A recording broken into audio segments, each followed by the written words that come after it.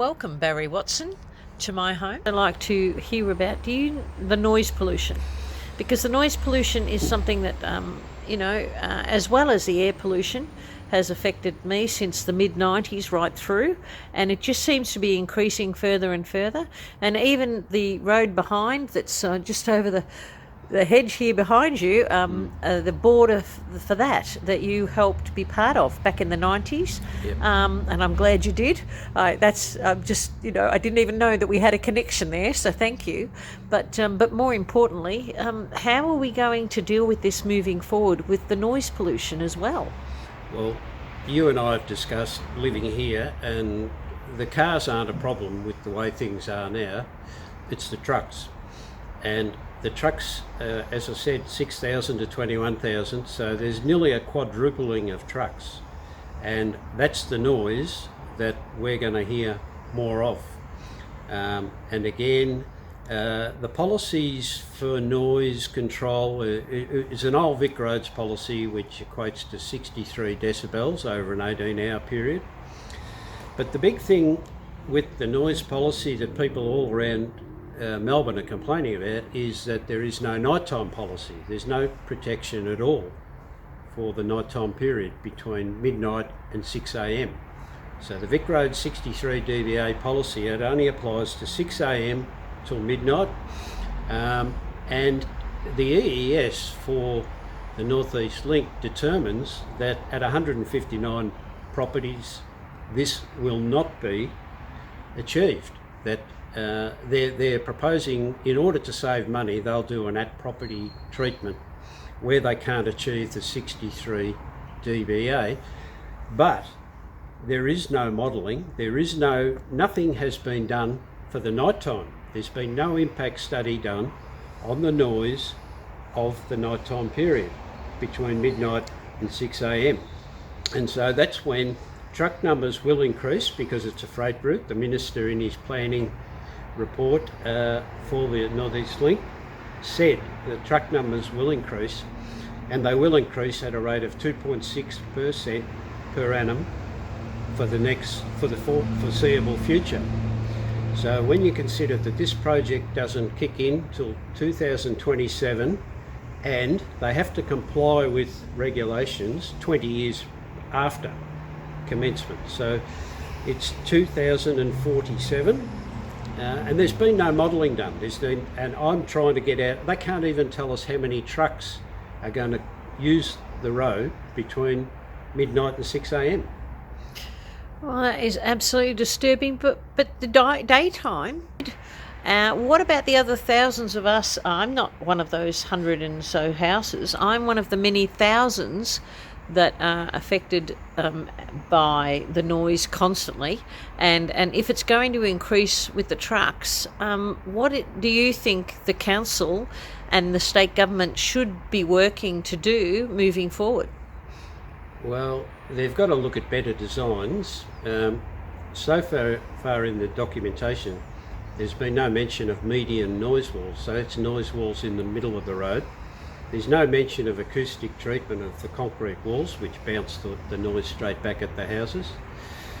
So there are things that they can do, and they can actually pull down the ones that aren't high enough and put up bigger ones, but none of that has been explored. So can you tell us more about the on-at-property treatment? Yeah, so where the 63 dBA, the daytime policy, cannot be achieved, they're suggesting that they may do at-property treatment as a cheaper option to pulling down noise walls and putting new ones up.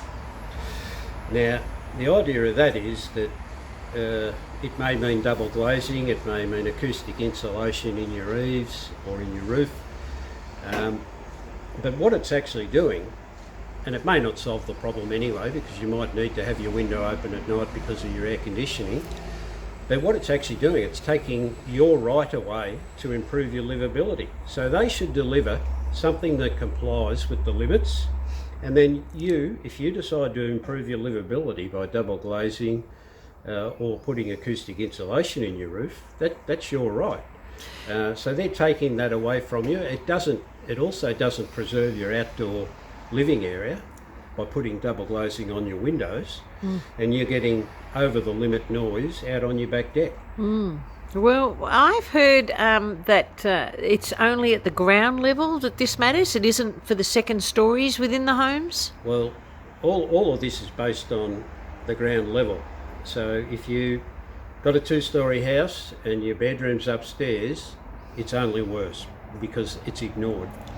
In the EES, the panel report, the panel wanted the upstairs level included, which adds about 3 dBA. But the minister overruled it. The minister said, no, ground floor only. And so it's 63 dBA ground floor for the daytime 18 hours. And for the nighttime period, he set a limit of 55 dBA free field, which is a bit of an odd one, free field, because it means you're actually measuring away from the house. But that's what he said. That's what we've got. That's what we're stuck with. 55 dBA free field outside.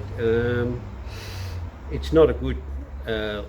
It's not good protection, because in the requirement of the North East Link project, the scoping requirements had to comply with World Health 2009 Europe guidelines, which say 40 dB. Wow, okay. So there's a lot of stuff moving forward, yes, and it is a bit of a mountain really to climb, and for residents like myself and the thousands that are along this freeway are going to be detrimentally affected for the rest of their lives, unless there's something done that could alter the outcomes. Our council have just told us that they've secured all these things that are going to benefit the community by rolling over on the legal challenge. And what we need them to do now, with all this negotiation power that they have with the government and NELP, is to force them to do the proper air quality study and tell us how bad it's going to be. And the EPA are the ones that should do it, and they're refusing. So that's who we need to act. And we need a nighttime noise impact study to be done not by NELP, by proper experts, and then they've got to worry about how they're going to comply with it, and so have we. Okay, well, we have interesting days ahead, and I want to thank you for your time today and all the other information that you constantly provide for the community. I want to thank you for being an active member of the community to be able to help us all moving ahead. Yep, thanks, Dot. Thanks for all your work too. Thank you.